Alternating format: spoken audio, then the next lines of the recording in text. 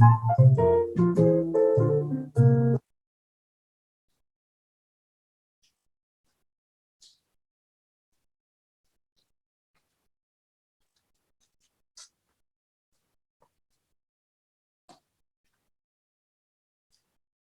you know that 55% of millennials have reported that they use their networks to sort of secure their next job opportunities?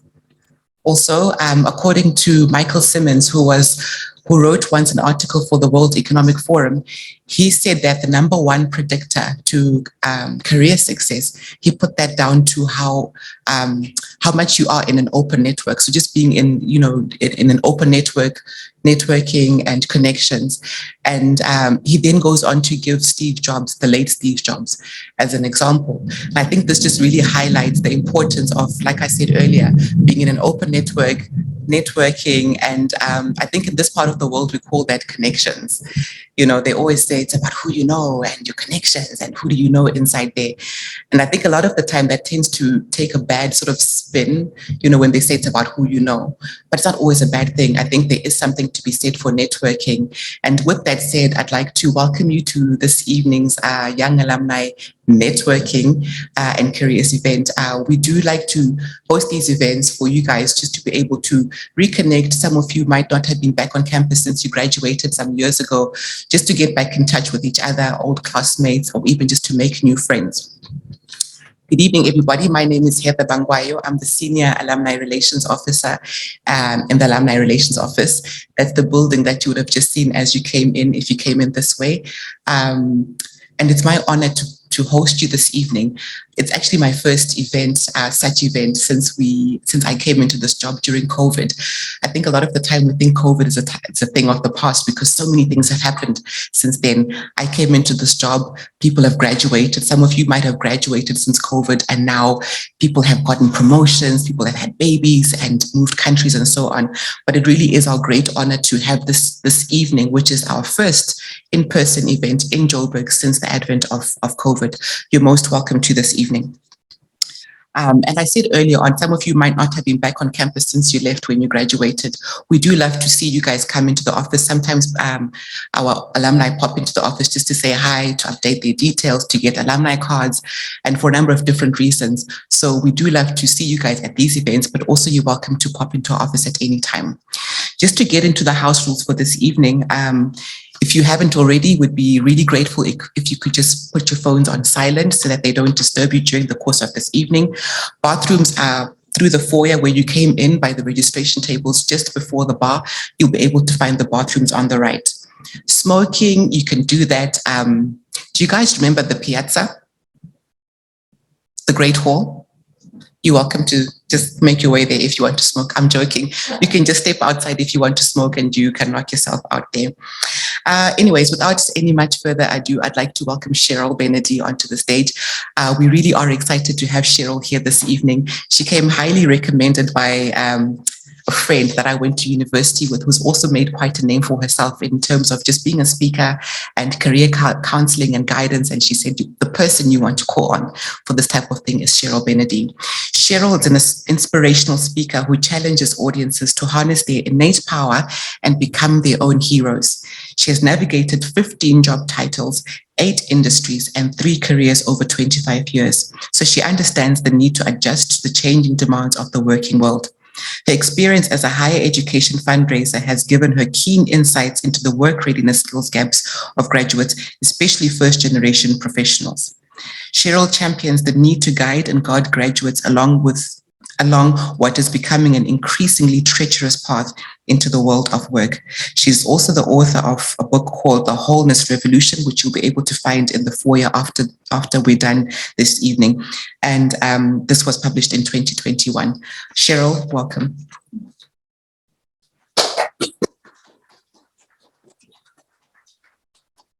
Thank you so much for that introduction. I feel very privileged to be here. I don't like being stuck behind the podium, so I'm going to walk around a bit and just maybe share my excitement at being here tonight, because it's really a full circle moment for me.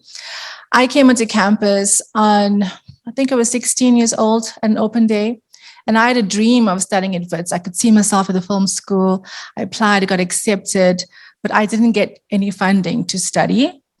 So my dream deferred today has become a full circle moment, because this is my dream alma mater and this is your real alma mater. So I'm really privileged to share with you today. And what I want to talk to you about is my insights that I've gained over 2.5 decades of working. You might think I'm too young to have worked that long. I just think I've worked too long. So what is the secret to becoming future fit? That's what I want to talk to you about tonight. We hear future fits. I want to see from the room, and maybe even online, you can indicate who feels future fit. Raise your hand. There's a lot of rooms, eyes darting around. We're not sure. Are you future fit? Yes? No? Well, that's why you're here tonight, right? Because you don't know what that means. What does it mean? And am I future fit, actually?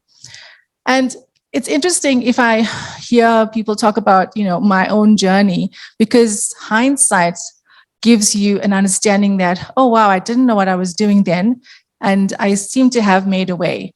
And often we don't really have a plan for our career because we think that we know how it's going to go. And then we get into the real world and we realize, oh my word, it's not what I thought. So that's really what I want to talk to you about in terms of the experience I've had speaking to students at different universities, the fears that they have going into the world of work, being uncertain, feeling like there's something missing. That's really what I want to address tonight. So I want to take you back to this moment, your graduation moment. You already have your phones out. I'm going to invite you to make some notes today, because you came here to learn about being future fit. And my job, what I really do well, is I go deep into the heart of things, okay? So I want to take you back to that moment. You were dreaming about something. You were thinking about something. There's a reason why you studied what you studied.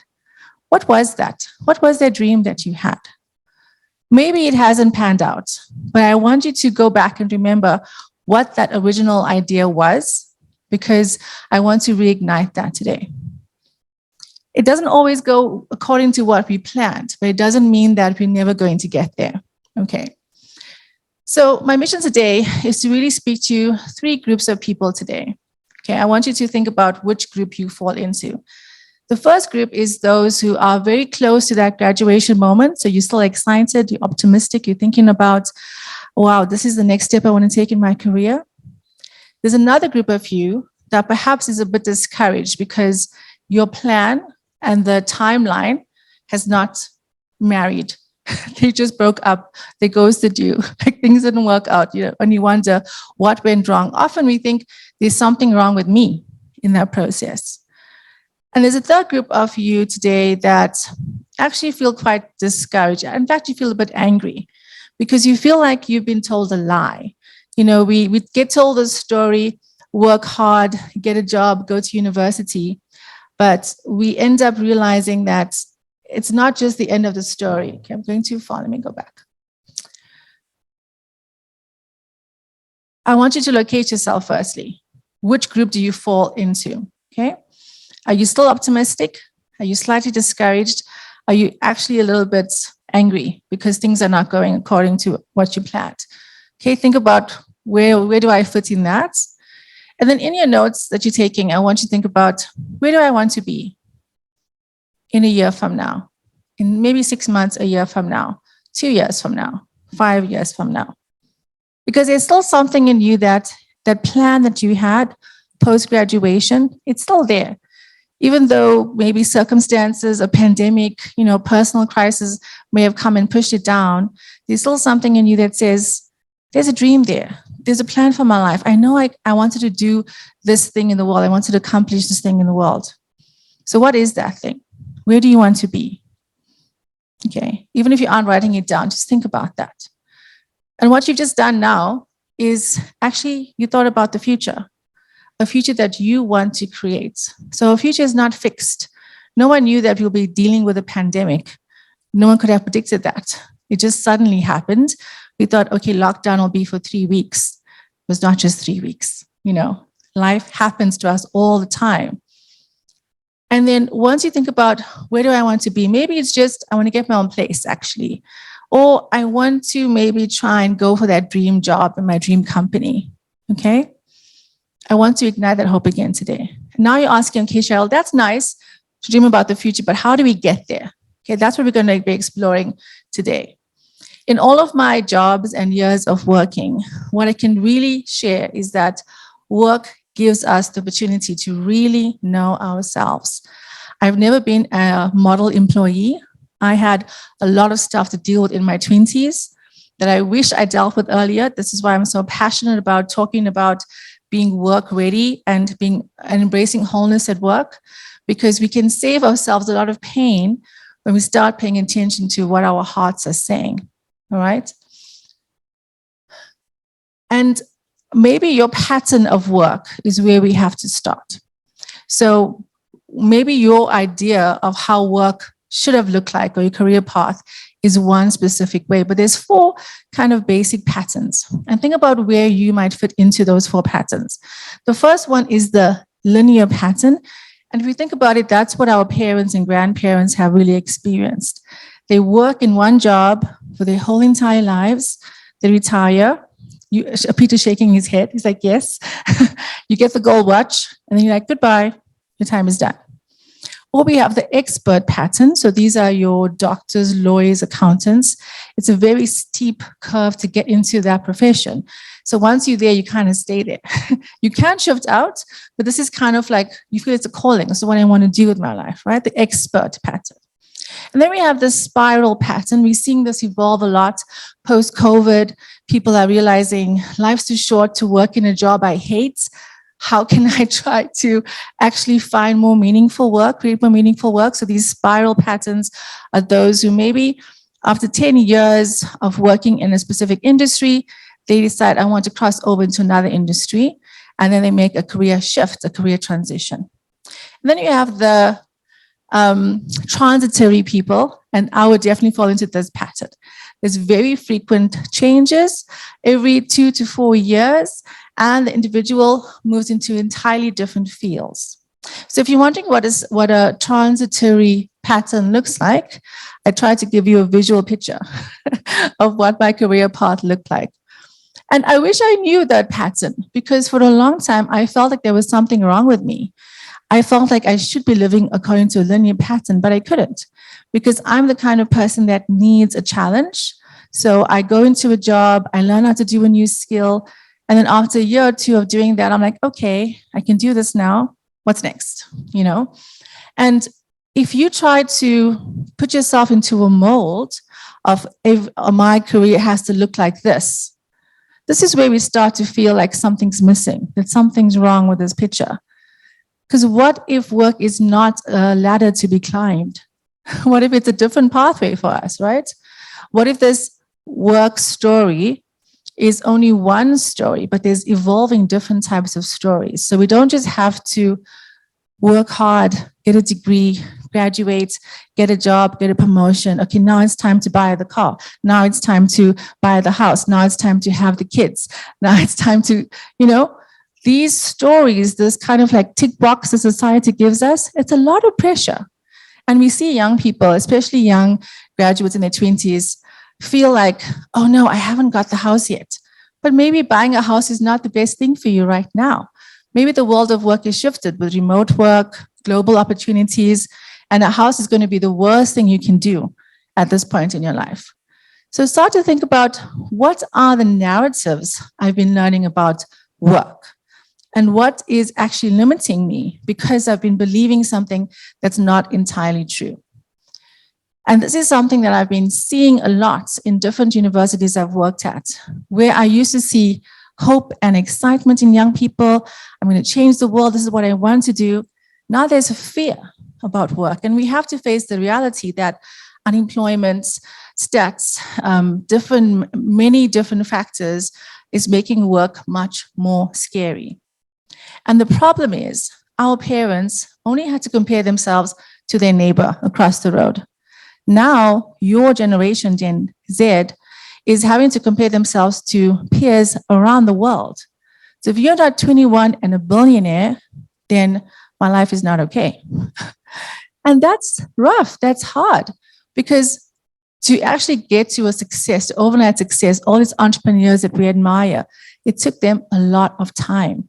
You only start really seeing the fruit of your effort in your 20s, in your mid-30s, and your 40s. But we can't super grow this. We try to maybe on Instagram and TikTok create this thing that I'm actually there, I'm making it, but we start to feel a disconnect because this is what I've observed across the spectrum of professionals. If you've come from a family where your parents or your grandparents were professionals, let's say doctors, okay, this is our family, we are doctors, this is the kind of medicine we specialize in, you have to go to Wits Medical School because we've all gone there. And this is how you will be successful. And perhaps you do have an interest in medicine, but perhaps you'll have a more of an entrepreneurial personality and you want to start a medical kind of business, selling products into that space because you have insights, you've seen a gap in the market. Your question as a professional is, do I have a right to be successful on my own terms? And also, you know that you're very privileged to have this kind of advantage in life. So you don't know if it's okay for you to feel that way. Another aspect of the spectrum of graduates, and this is something that I've also experienced, and I see this a lot with first generation professionals. So these are the people who are the first in their family to go to university, are the first in their family to shift from blue collar to white collar work. Also, we know it's a privilege. We've seen our parents struggle. We've seen the work story being one of hardship and difficulty, and now finally you've made it. But then we have this guilt that we feel. I can't be more successful than my parents. I can't make more money than them. It isn't right. So we sabotage ourselves, actually. So that graduation picture is wonderful, but all of this stuff underneath is really at the root of why we feel like we are struggling in our professional lives. And this creates a dichotomy of self. We have been learning from children how to be acceptable in our cultural reality, our racial space, our family structure. This false self has evolved. But I'm sure if you think back on your campus days, this is when you started to figure out, hey, I'm not actually that person. I'm actually this cool person here. And sometimes you love to come to campus because this is when you could be yourself with your friends. And then when you went home, you had to be a certain way. You know, so the false self is still lingering in our selves when we go into the workplace. And we kind of live in the middle. This epicenter of doubt lives in the shadow self because we kind of the false self and we kind of our real self. And also young adulthood is a bit tricky and we're navigating that. So we don't feel fully in our skin as yet. You know, that also takes a while to grow into that kind of level of maturity. Because only as you get older and you go through all the hard knocks of life that you have to go through to mature, do you start realizing that it's much easier for me to be my real self. It doesn't take that much energy to have to put on a mask and actually not be who I am, right?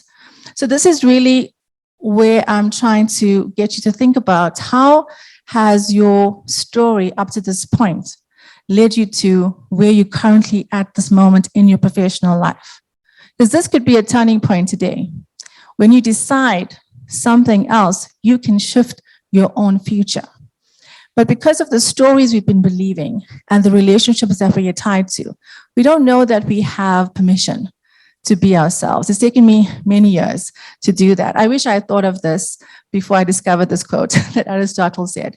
Educating the mind without educating the heart is no education at all. So what actually is our heart? Our heart is that little internal part between our spirit, the part of us that leaves our bodies when we die, and our soul, our mind, and our emotions.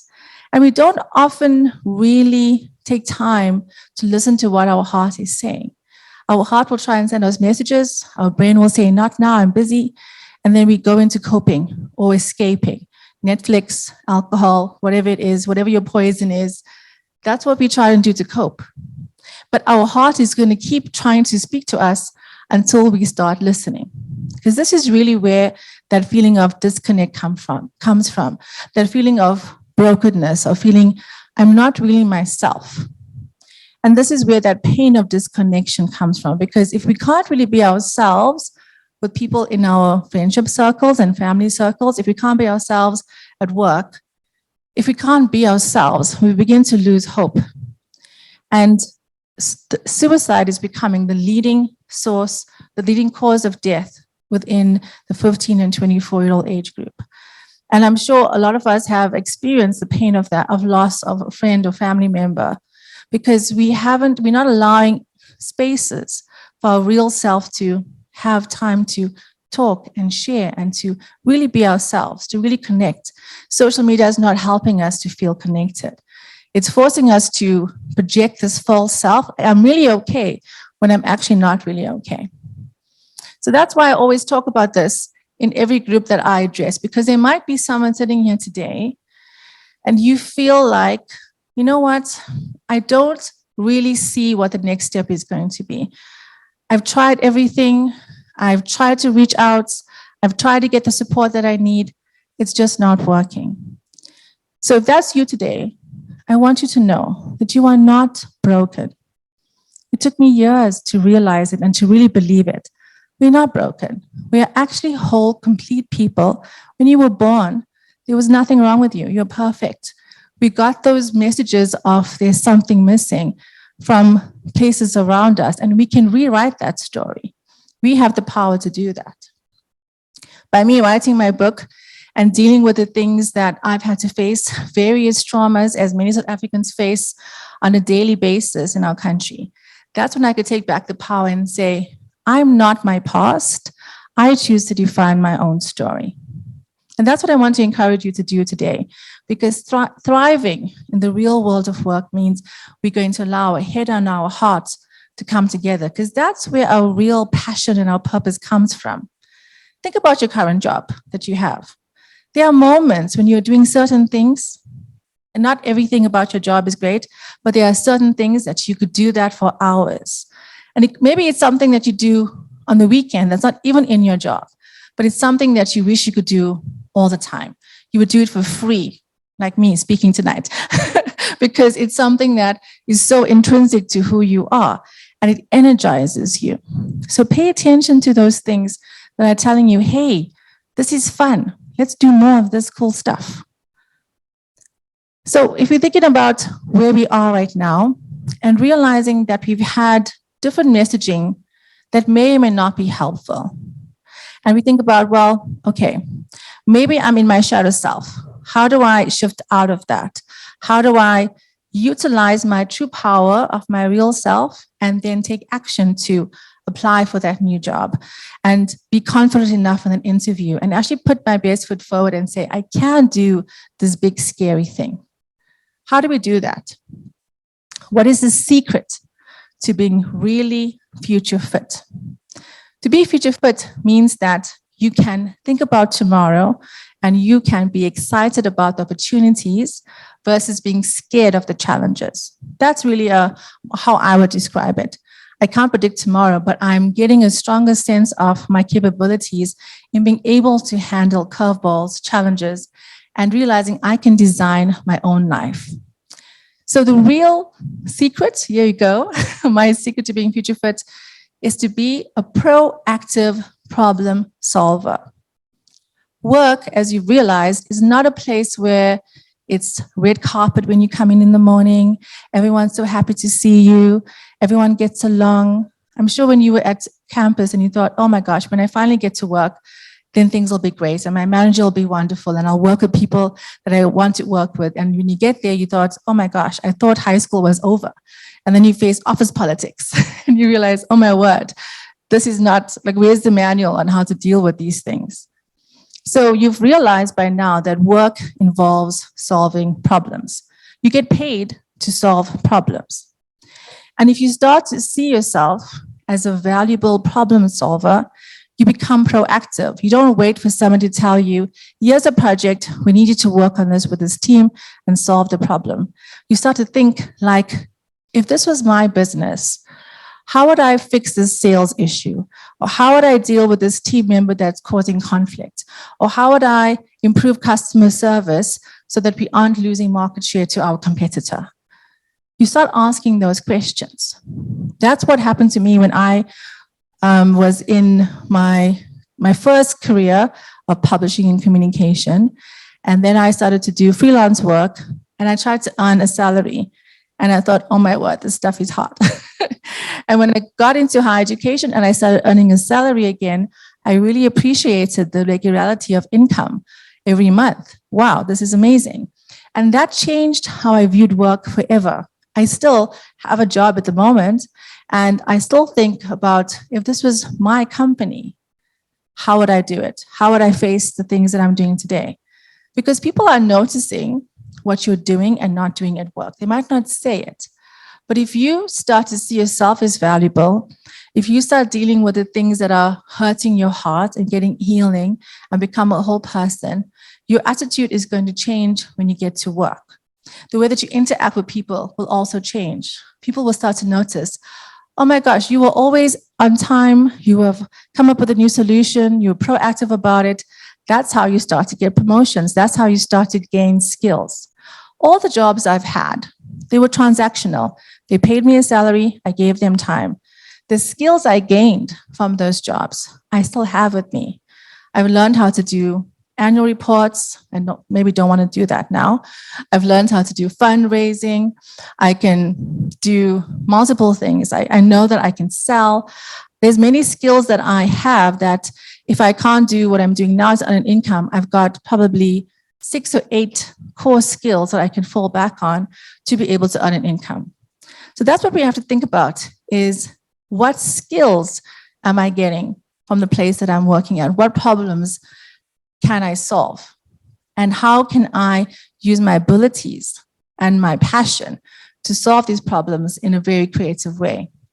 So 3 steps to becoming a proactive problem solver. 1 is the fight to live from your true self, and we'll go into how to do these things. Number 2 is to discover your purpose. Your purpose is actually a powerhouse. When you start to discover your purpose and the things that energize you, you begin to find meaning in your work, and you start to find amazing people to work with, and practicing wholeness at work, making sure you take care of yourself so that you can become that proactive problem solver.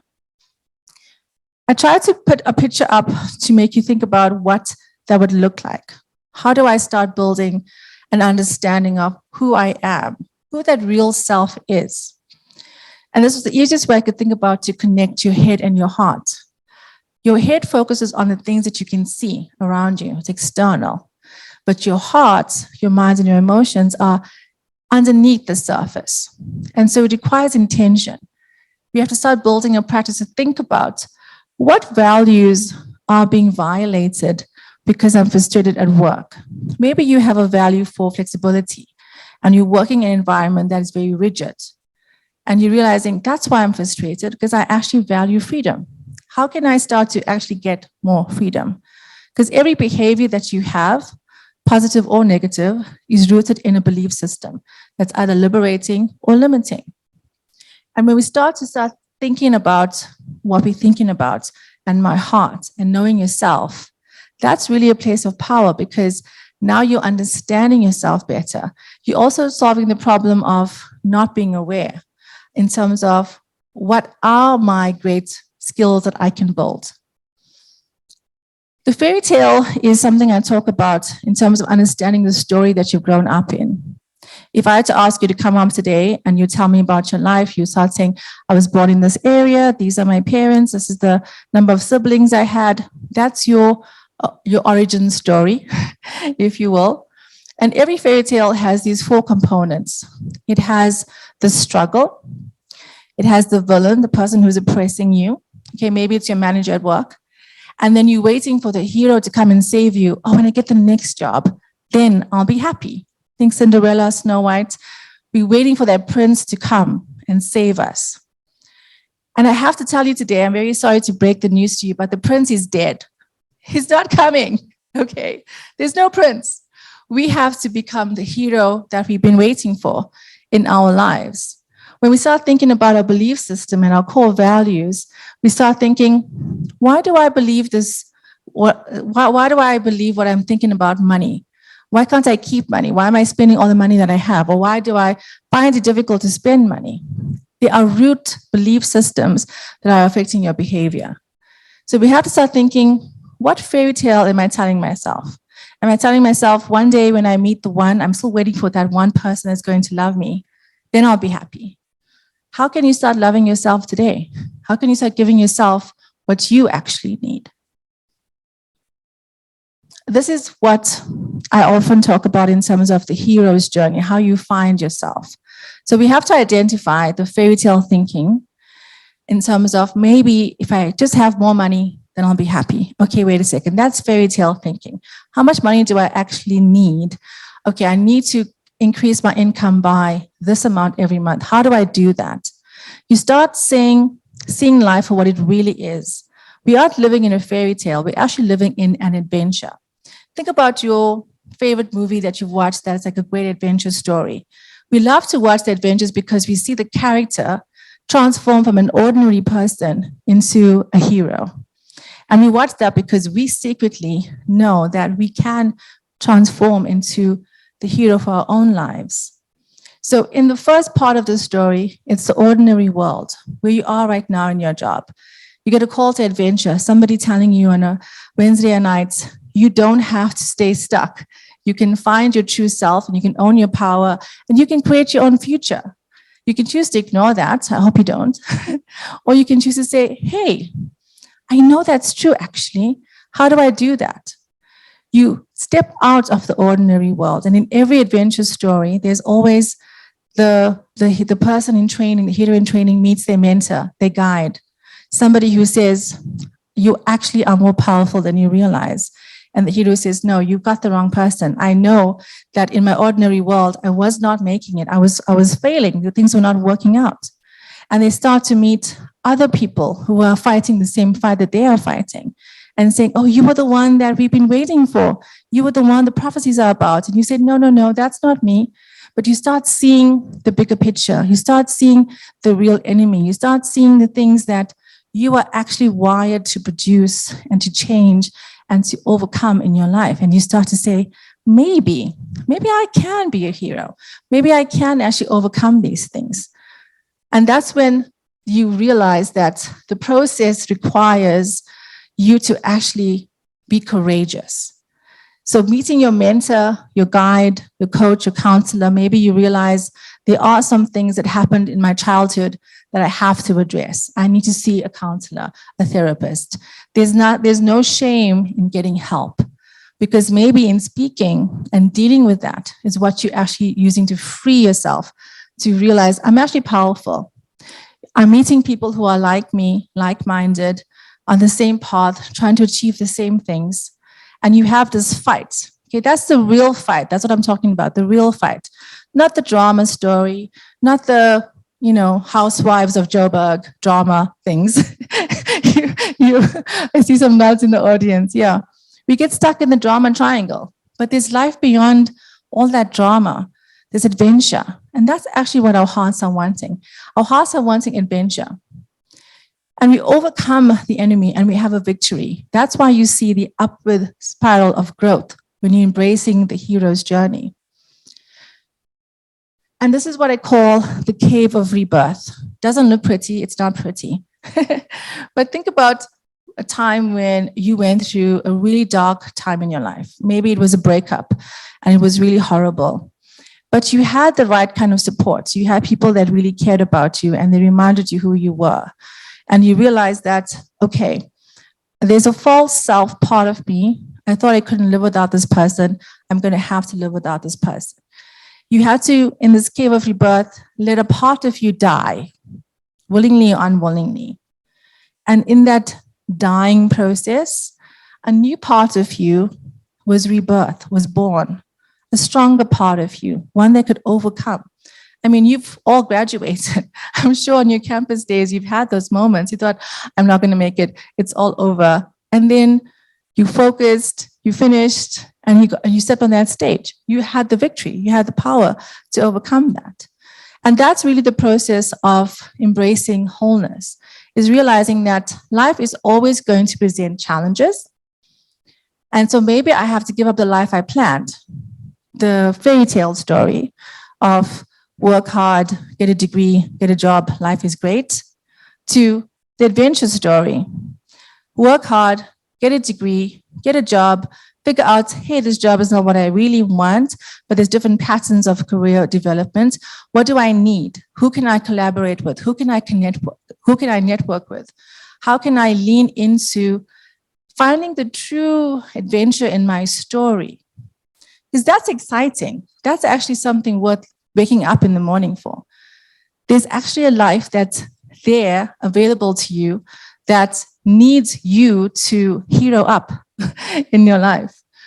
I do this purpose blueprint with a lot of our coaching and our training people that we work with.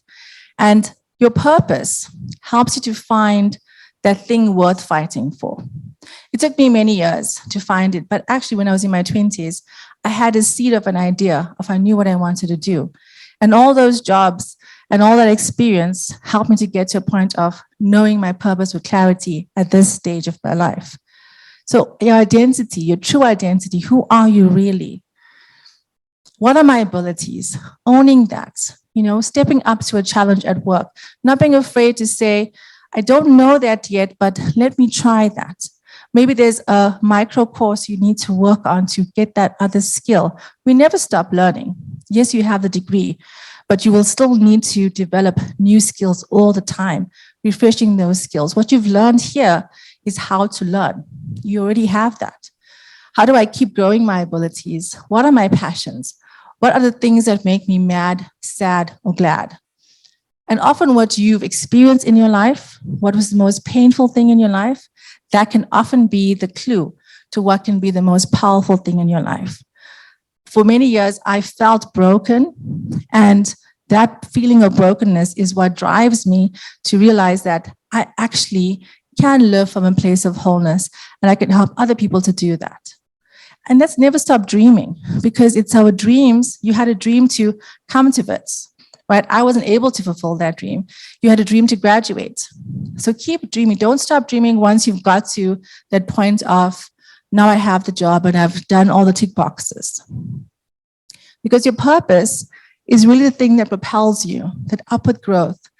It might not take, it's not going to be a race to the finish line. It often looks like this in your own life, in your own path. Taking one step and the next step. It looks boring, doesn't look great. In the meantime, you're having different cycles of caves of rebirth, going through things that you didn't think you can overcome, but you keep growing because you have the right support structure. And then you get to a point of, okay, I know what my purpose is. It took many years to define this, but I now know that I am a creative iconoclast who will ignite a global wholeness revolution. Your purpose has to be big and audacious. It has to be something that you can't do on your own, because that's the thing that makes you a problem solver. When I was working at Stellenbosch University, what's really impacted me understanding my purpose, I'll call it a catalytic moment, was when there was a student that I was working with. He was one of those students that if you met him, you would just fall in love with him. He could have been a future president. He was that kind of guy. And you know those people, you also are those people. And so what shifted my heart, I kept seeing the gap between graduates getting into the world of work, not feeling equipped, and kind of struggling because they don't have those, what we call now professional skills or the core skills. It's not just soft skills anymore, they're essential skills. And I got the call in 2017 that this person that I knew could be amazing one day, he had died by suicide. And it broke my heart entirely. And I just spoken to him 2 weeks before that. And he was telling me about his dreams. He was telling me about his vision. And so when I went to his funeral, I asked myself the question, why is it that he ran out of hope? Why is it that higher education is an incomplete system? Because we're educating the mind and we're forgetting about the heart. And it was that incident. I took a picture that we had, I put it on my desk, and every day when I went to work, it spoke to me. It spoke to me about something deeper than just my job. I knew that if I kept seeing this gap, I had to do something about it. I had to also own my own journey.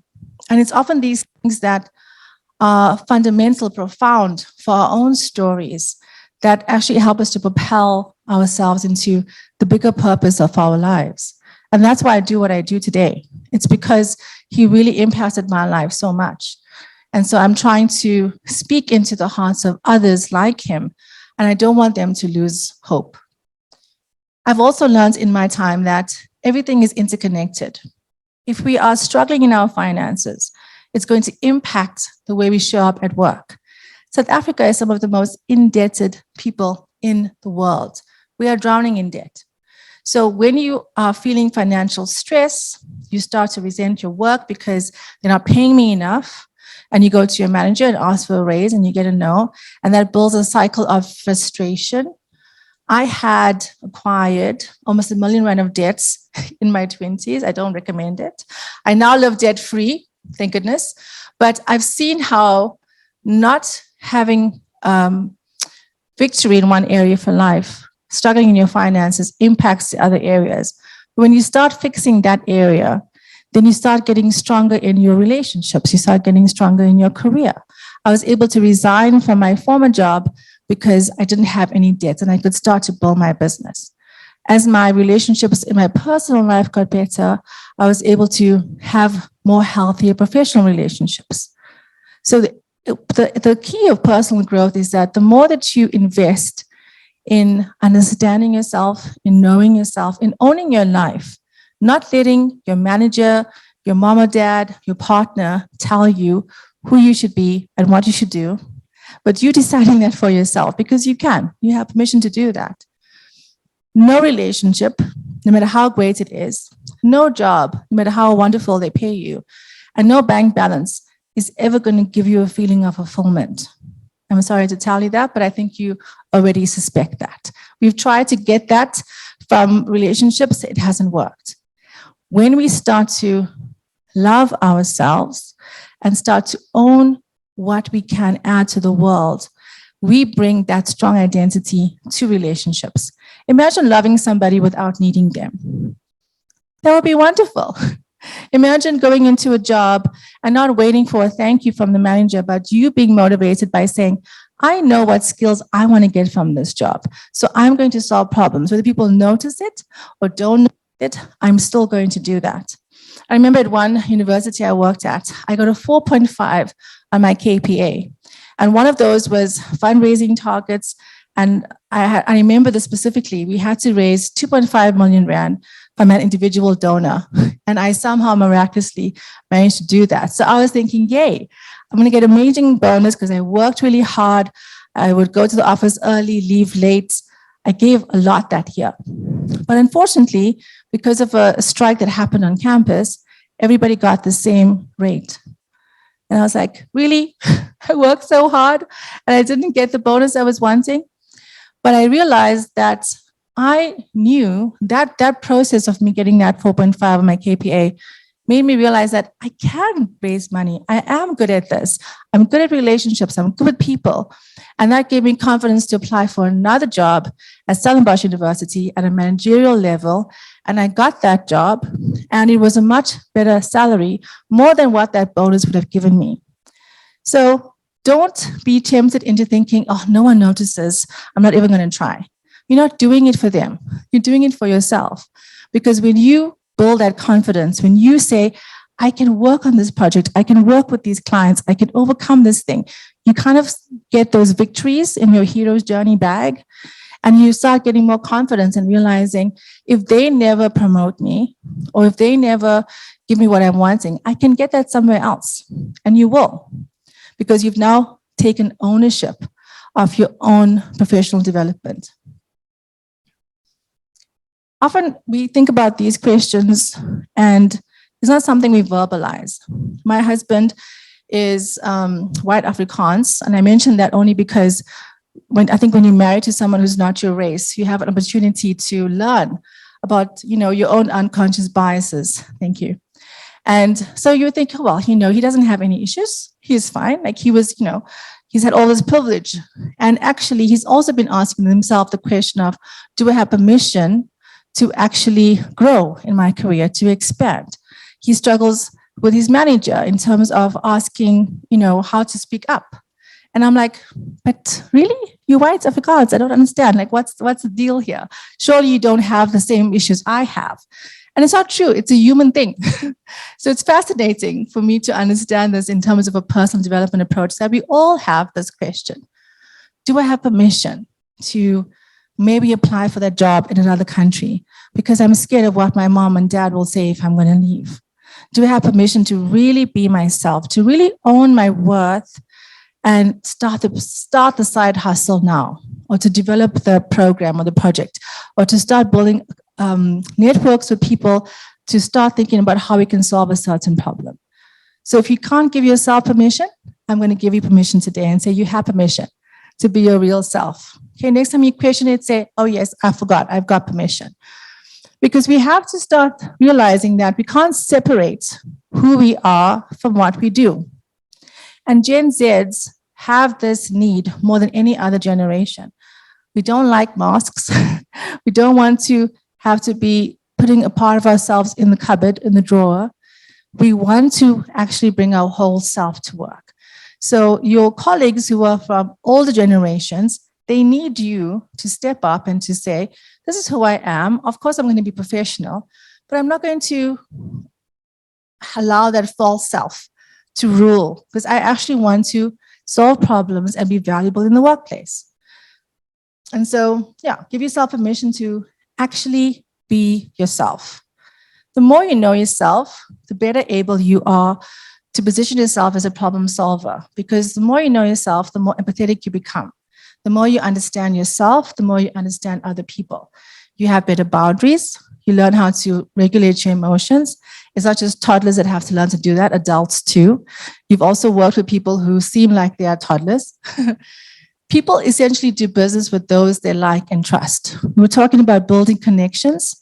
That's the way to really beat the robots, is to be good with people, to be more human in the real world of work. How do we get there? How do we get to the future that we want to create? And essentially, I want you to remember this picture. If this is your life, the number of days you have in your life and the work life that you have, your current job is just the vehicle along this river. That can change. Maybe it's a rowboat or it's a yacht or something else, but you are the one that's driving it. So whenever you find yourself thinking, oh, this company, oh, this manager, realize, oh, wait a second, I'm stuck in a fairy tale mode. They actually don't have as much power as I think. I'm giving them the power over that. I'm the one in charge, and I can shift the narrative, and I can maybe change jobs, change companies, approach the manager, do whatever I need to do to overcome this challenge that I'm having. Something I tell a lot of students that I work with before they graduate: your job is not your work. I'll repeat that. Your job is not your work. Your job at any given point in time is just an opportunity for you to develop your professional skills and your personal skills at a specific company in time. But your work, the thing that you were really designed, created, passionate about to do, that's the thing that will be the golden thread in all of your jobs, the thing that you're good at, the thing that only you can do in the world. And that's what I'm really trying to draw out of you today, that there's something inside of you that is magnificent. You might not believe it when you look in the mirror, you just see yourself every day, but there's something powerful in you. There's amazing work that's in you that is meant to impact not just this country perhaps, but the world. And this job that you have can give you the skills. It can also maybe teach you what not to do when you have a business. But work is a multifaceted thing. It's not just like, I love ice cream, I love my mother. It's nuanced. So when you are working at a job, there's different aspects of work that you will experience. And this is what I've learned in my life. I know I hate to work with admin. I hate that. If I don't have to do it, it's much better. I'm great at working with people. I could talk the whole day. I could connect with donors, and I love to do that. I love to work with students. So remember that your work on your job is going to comprise of different types of things. But that all is like an engine of purpose, right? It's sifting you out. It's helping you to develop that diamond in the rough, shaping and cutting. It's not a nice experience, but maybe you realize, you know what? I always have an issue with a certain kind of person. Why is that? Maybe it's because my dad was always angry and that person reminds me of my father. So when I'm at the office and this person is around, that's why I can't speak up. That's maybe where it's helpful to get a coach or someone to help you to, how do you lean into that? We cannot avoid the things that are challenging us. We have to run towards it. We have to run towards our giants. Understanding yourself means that you also improve the way that you work with other people. So from this slide, I want you to identify who are you in this team. Let's say there was a team of 4 people, and these are generally kind of the personality types that you will find. Okay, I know that I'm a red, so I need flexibility, I need freedom, I need to have fun at work. It's important for me to have fun. If my colleagues are dry and boring, it's really hard for me. Like I need to have fun and I need to learn from other people. And there are other people who are goals. They need plans, they need structure, they need timing. My husband's a gold, I'm a red, so he helps me to stay on time. There's the blues, who are your professors, your people who love to debate just for the sake of being right, 5 minutes. And then there's the greens. Those who are always helping people, taking out money from their wallet to help somebody because, oh my gosh, they need help, you know. So understanding that you are different from other people, understanding that you can learn how to see where people are at and you can adapt your personality type, your communication to connect with that person. That's really important because if we only allow ourselves to be stuck in ourselves, we never really grow past that. Something to ask about your next job that you're thinking about in terms of how do you grow your skill sets? How do you become this problem solver? Not think about what can I get? What can the company give me? But who can I become? How can this job help to grow my skill sets? If you are developing your sense of purpose, how will this help me with my purpose? Are they going to give me more study opportunities? Am I going to get opportunities to travel because that's part of my goal? You start to have a bigger picture to your life. And that's how you start seeing things differently because you start seeing, I'm a problem solver and this is how I want to help that organization solve problems.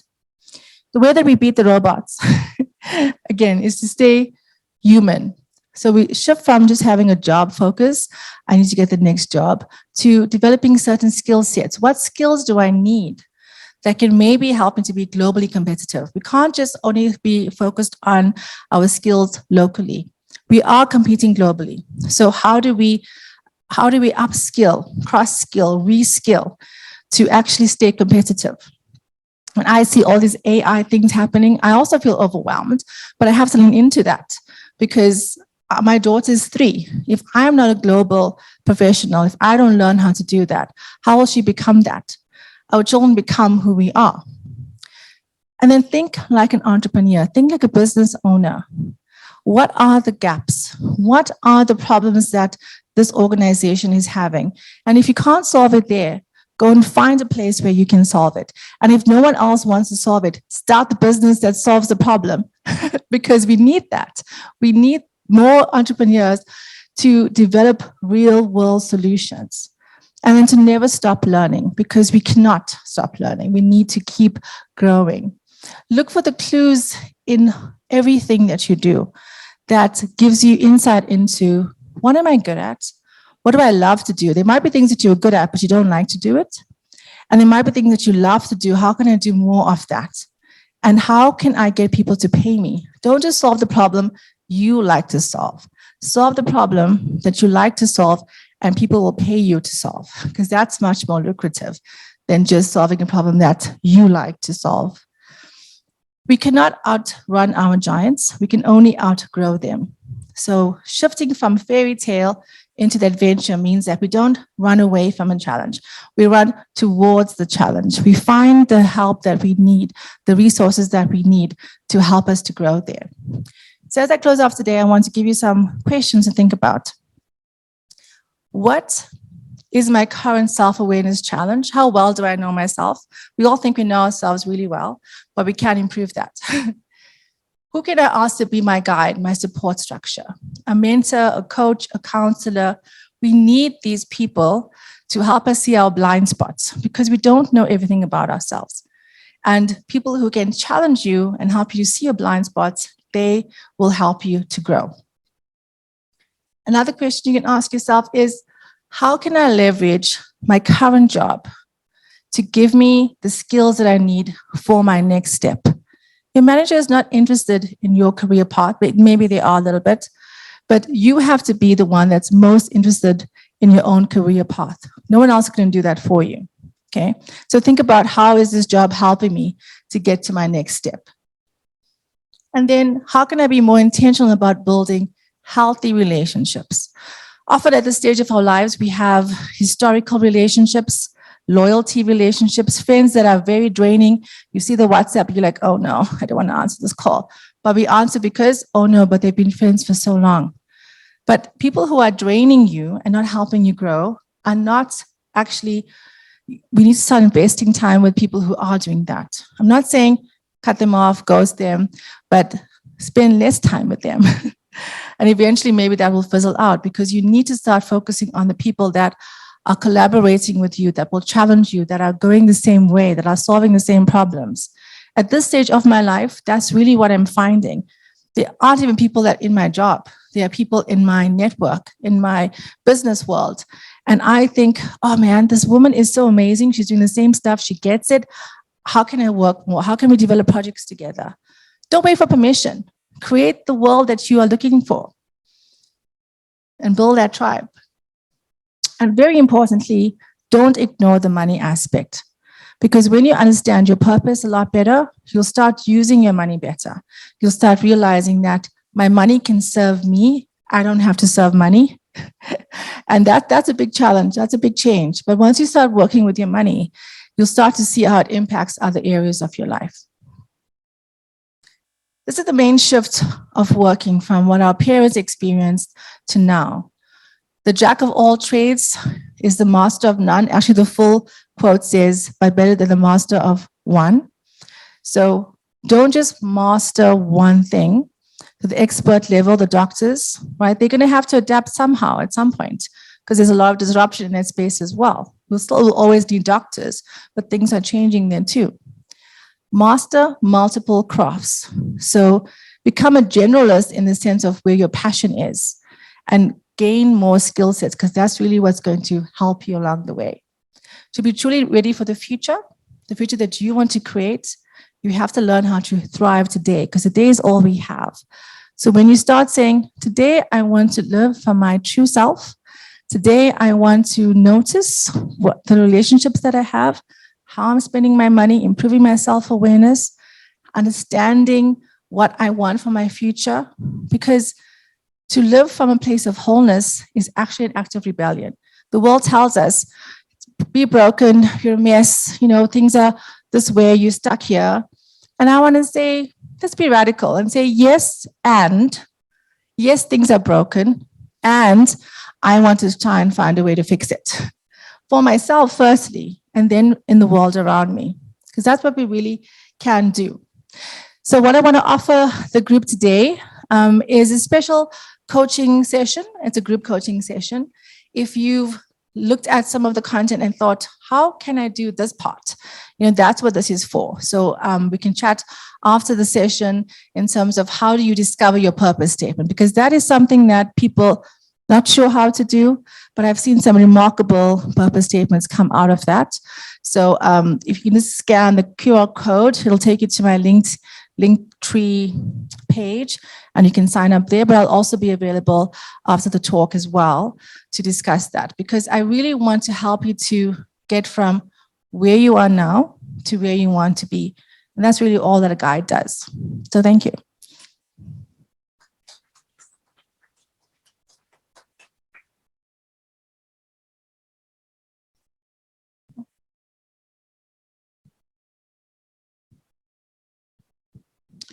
Thank you, Cheryl. We're going to go into a quick Q&A session. I don't know if I'd like to think that there will be quite a few questions. I think we've received a lot of really helpful information from the presentation that Cheryl's just done. So I'm going to hand back over to Cheryl to field any questions that you all might have.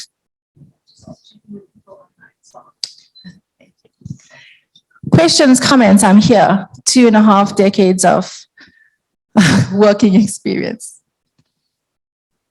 I know I gave you lots of information. Yes, go for it. I came in a bit late, but thank you.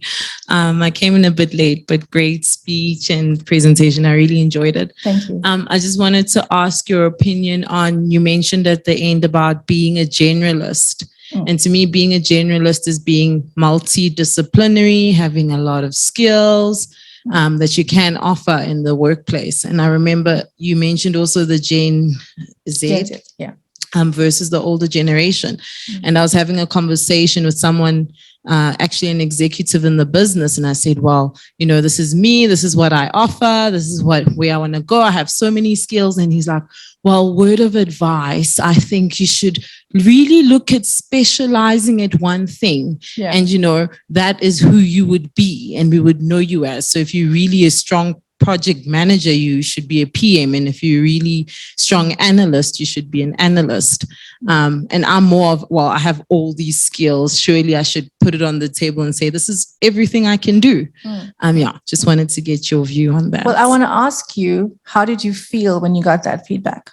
A bit shocked because I came from being a consultant, being a multidisciplinary consultant to trying to, you know, specialize in one field. And I thought being multidisciplinary has helped me do my job and my work very well because I have all these skills.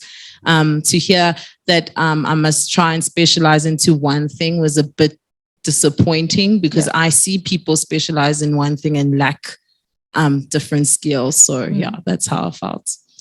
I think what you encountered is that multi-generational mix in the workplace where they have a certain ethos, because imagine if you had that narrative, and you grew up seeing that around you, and that is how you progress in your career by doing that. It feels very unsafe to suddenly have to try and now expand your skill set. So it could be that that came from a place of fear, you know, so I would always take advice and measure it against what you see around you. Get second and third opinions. I want to also mention something about environments. You know, I love fundraising because I get to work with students, but the environment of higher education is very bureaucratic. Things take a long time. So I struggle with that. And I'm aware of that. So I think it's important for you to have a sense of, well, what is my career plan? Where do I see myself going? Perhaps you work in that role for a short period. In the beginning, I was speaking about the different career patterns, and you missed that part. There's different career patterns. What he was speaking about is very linear. You kind of go from one thing, and that's all you have. And you have the experts, you know, like doctors and lawyers, and then you have the spiral. So people would maybe change every 10 to 15 years. And then you have the transitory, which sounds like me as well. You change quite frequently your job titles and also your industries. So it's okay to be that way. There's different patterns. So that was a pattern that was helpful for that person, but it's not specifically true to you. Was that helpful? Yeah, thank you. Okay. Go for it.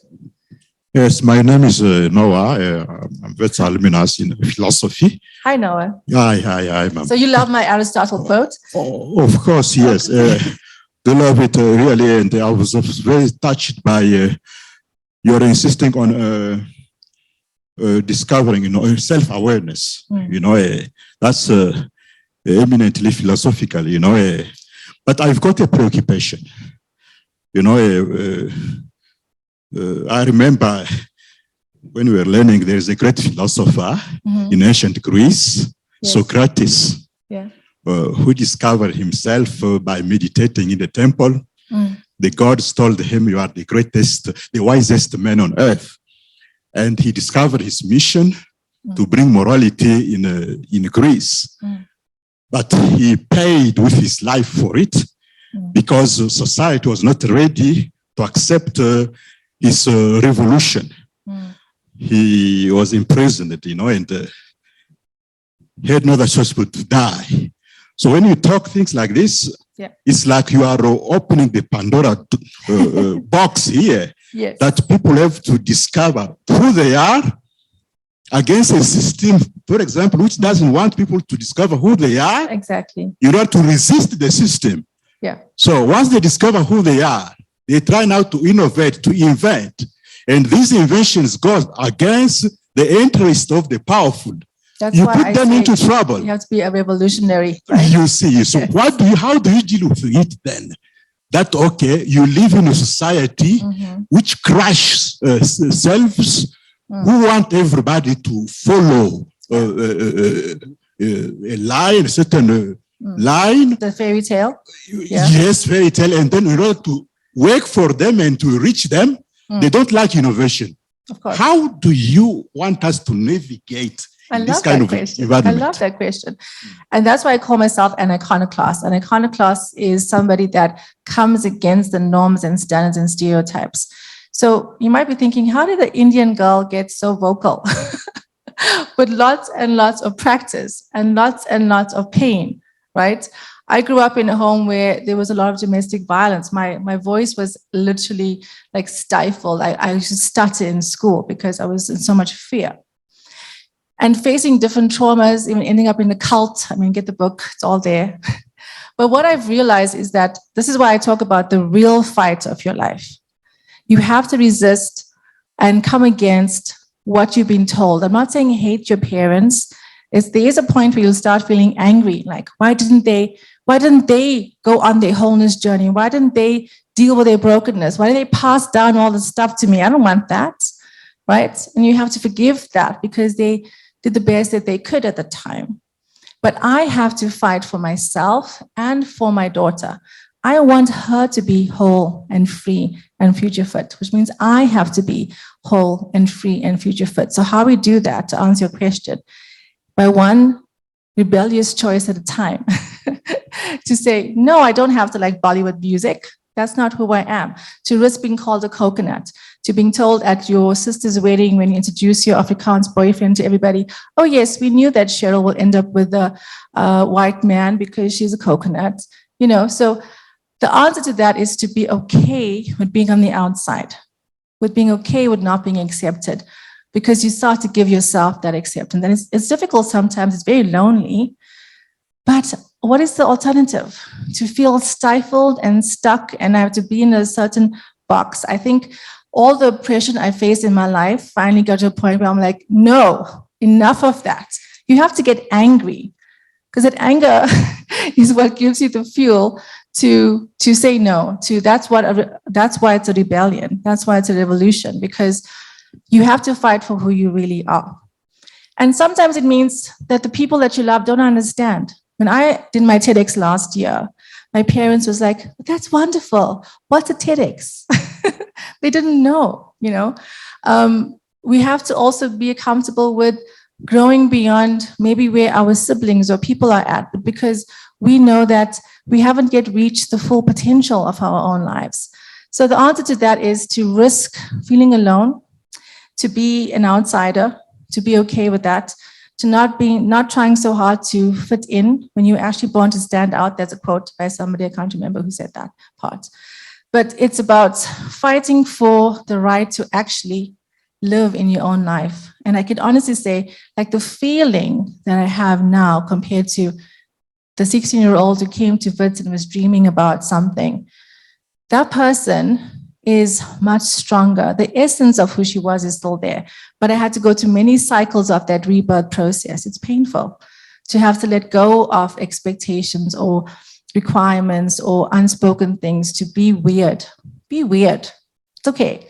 It's actually better. I hope that answered your question. Yeah, thank you very much, ma'am. Yes, go for it. Thank you for the question. Are there any comments or questions online, Heather? Okay. Afternoon, everyone. Sorry, I'm quite soft-spoken. My name's Faith. I'm a Wits Business School alumni, and I'm currently doing my master's with the Wits Business School. Nice. My question is around, so a lot of the conversation is around crossing over, jumping the chasm from what currently is to what is to be. And some of the time you find yourself in a hostile environment, in a place that's not cultivating who you see yourself as. And most of the time, people who are in those spaces, we find ourselves waiting until the next opportunity to jump onto the other side. What kind of coaching tools or frameworks do you have in place for that waiting period? Yeah, so the waiting period is interesting, right? Because each person's process is different. So when I was in a work environment that was extremely hostile, so hostile, in fact, that I was getting panic attacks and anxiety. And often what happens, especially first generation professionals, we get so used to the notion and the narrative that work is supposed to be hard. We are supposed to suffer because suffering is good. You know, it's our identity. And eventually you realize, but why? Why do I have to suffer? You know, after I was in that situation for a very long time, I had this meeting and I had two managers and they were both saying opposite things. And in that moment, I had an epiphany. I don't have to explain to you how difficult it is to do this job. I don't have to do this job. Somebody else can. So I had to have a realization of, wait a second, I don't have to suffer anymore because I've tried. And often environments, you know, and there are realities of, you know, being a Black female in certain spaces. Those things are true. And there's also other things that are true. What's also true is that you are an amazing professional, you're growing your skill sets. And the longer you stay in a hostile, toxic environment, the less you start believing in yourself. So it enforces the false self. It forces you to be that false self, and you can't be your real self. And it takes a long time to heal from that. It took me about a year or a year and a half to finally realize, but wait, I actually did some good stuff in that job, you know? So in a coaching situation, we would look at the whole aspect of your purpose, what is it that you want to, and then we would definitely build an exit strategy, because staying in suffering for longer than you need to is not going to be helpful for your development. We can chat afterwards if you want. Thanks. Okay. Any other questions, comments? Yes, go. The group sessions are going to be online on a Saturday morning. So why I did the group session is because it's also more affordable, but then you're also learning from your peers. It's really great to hear, oh, I'm not the only one in a toxic job. Okay, how did you manage this? And often that networking thing helps as well. So you would get a workbook that kind of covers these aspects that we spoke about. And then the group coaching is 2 sessions online. Yeah. Anyone else? I feel like you want to say something and you want to ask something. No? Okay. Oh, it was you next door. Okay. Because you look very engaged in the session, so I wanted to see. Hi. Hello. There we go. Hi, my name is Almitra Russell. I'm a Wits alumni for, I think, PA. I know PA. Yeah. Okay. Yeah. I graduated about a year ago, so I'm reaching my first year of work experience now in Congrats. April. Thank you. I just want your view on whether you think that the job market, because I did my honors on labor and economic sociology, and my research was specialized in graduate employability.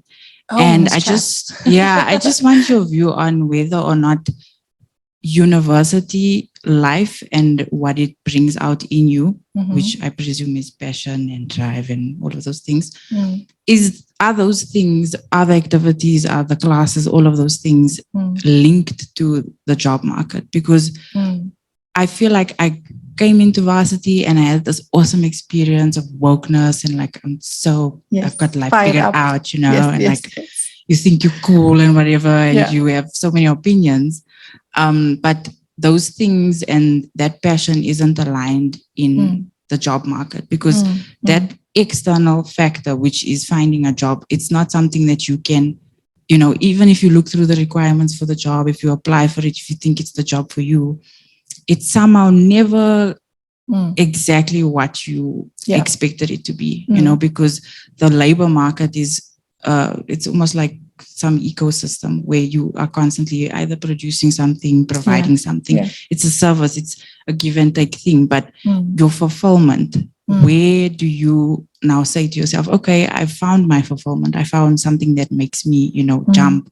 But that misalignment between what university gives you versus what the world gives you, it's like completely off. Well, that's why I have a business, right? Because of that gap. Yeah. But this is why I was saying, I don't want you to lose that passion, you know, because what you envisioned might not necessarily be materialized in one specific organization.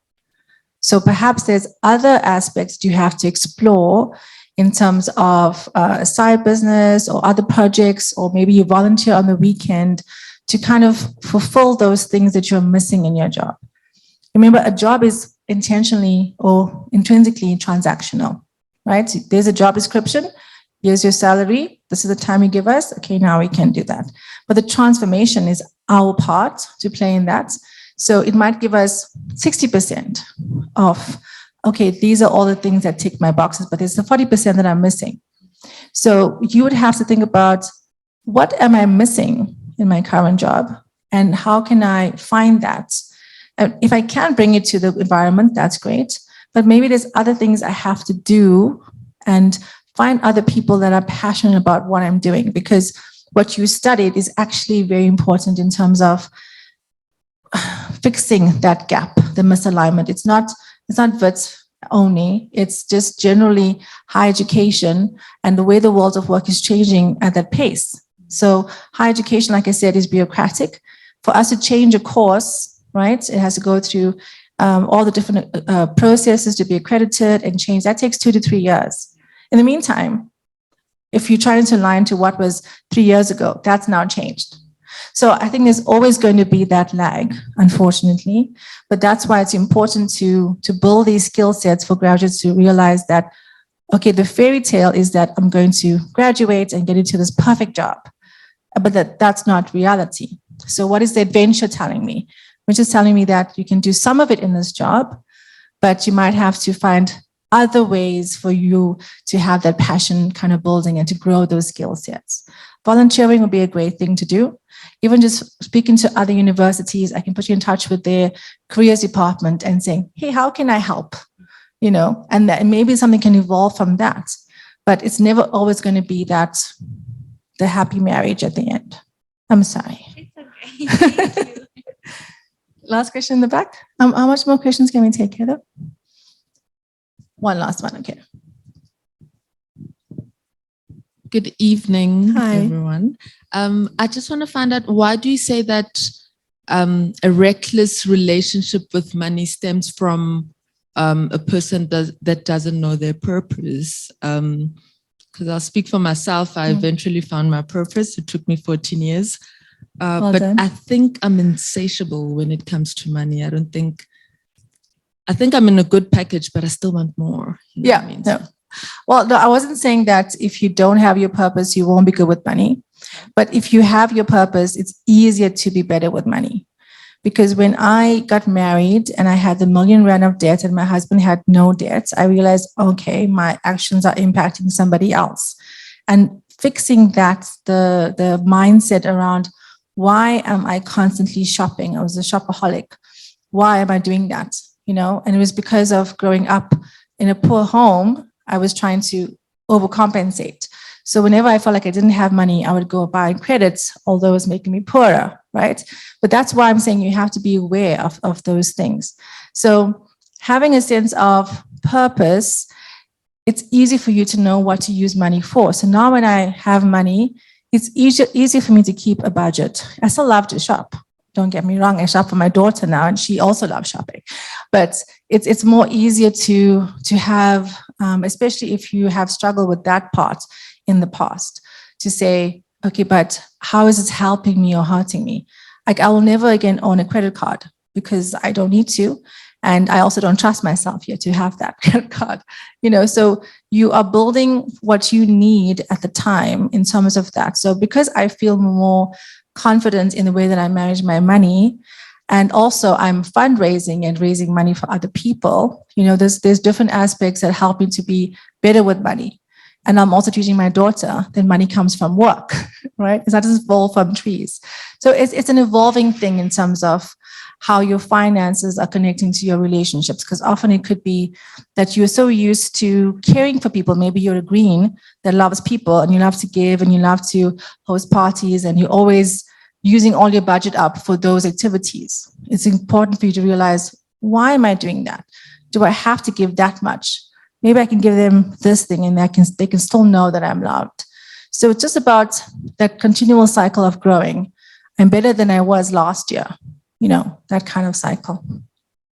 I will be around for the next half hour, guys. I have some books on sale and we can chat about the coaching sessions if you want to. But thank you so much for being engaged and for hearing my 2.5 decades of experience. I hope it's inspired you.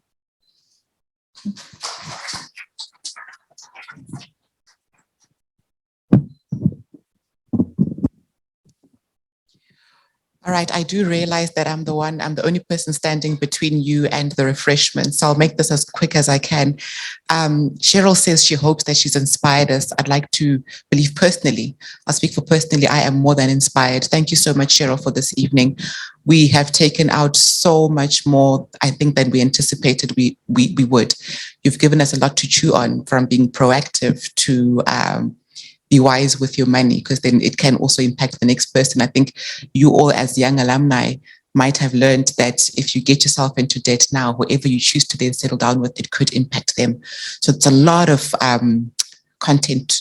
That's the buzzword these days, a lot of content for us to chew on. And I hope you guys will be able to take that with you. Cheryl would like to present you with a small token of our appreciation for taking time out of your evening to come and do this for us on a very cold, chilly, rainy evening. Thank you very much, Cheryl.